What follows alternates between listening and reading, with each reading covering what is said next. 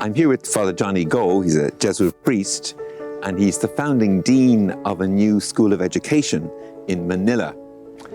He's also a world expert in pedagogy. His new project that he's working on is a book on leadership. As you can see, we're here just in front of St. Peter's in the Vatican. We're on the roof of Jesuit headquarters.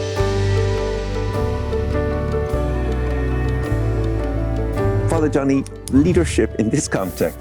Tell us a bit about what you're hoping to change. Thank you. Thank you, John, for your question.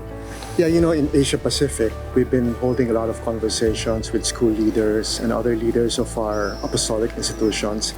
There's always this recurring request for practical tips on how to be an Ignatian leader. And I think the church, certainly in our part of the world, and perhaps also here, there's really a need for us to think about the brand of leadership that we would like to cultivate among our church leaders and the leaders of our mission, our different ministries. And we thought, why don't we put these ideas together, curate the best practices, the best tips that are helpful to our leaders, and put them in a book and offer them to the world.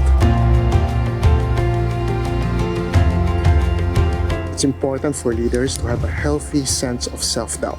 Self-doubt. Self-doubt. It's important. I think Ignatian spirituality, especially discernment, challenges us to always examine ourselves and question ourselves so that the decisions we make as leaders, which affect all the people we're leading, will not just be based on our biases and needs, but really based on data, on reason, and God's will.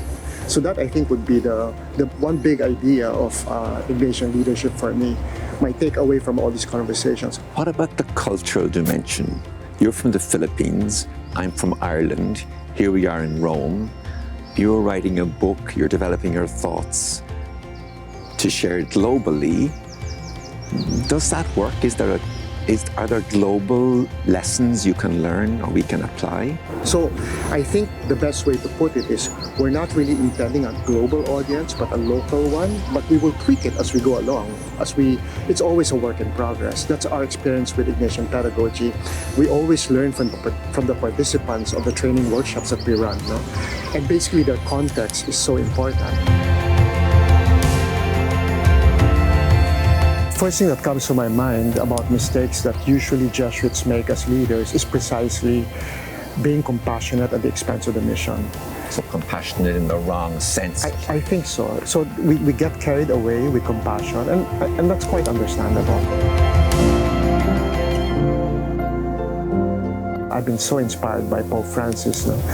And at the same time, he's a very discerning leader. You can tell he's not afraid to open the windows of the church and let the breeze in, let the strong winds come in even. The Vatican behind you, Pope Francis probably at his desk.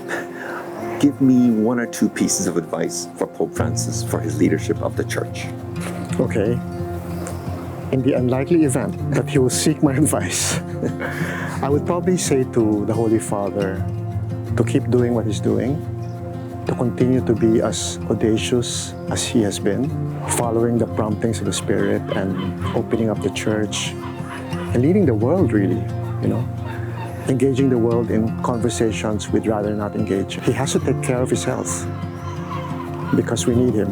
Who had the biggest impact on you in your developing as a leader? I had the good fortune getting to know the late Ismael Zuluaga, who was the president of our conference many years ago.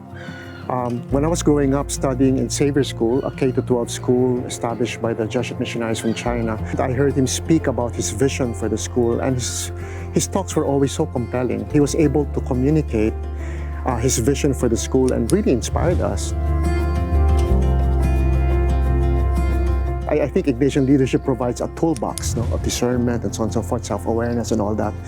And I think if we can share this with politicians, with government officials, with leaders in other sectors, they might benefit from that, so that the leadership they exercise will be more honest, will be more grounded, and will really serve the common good.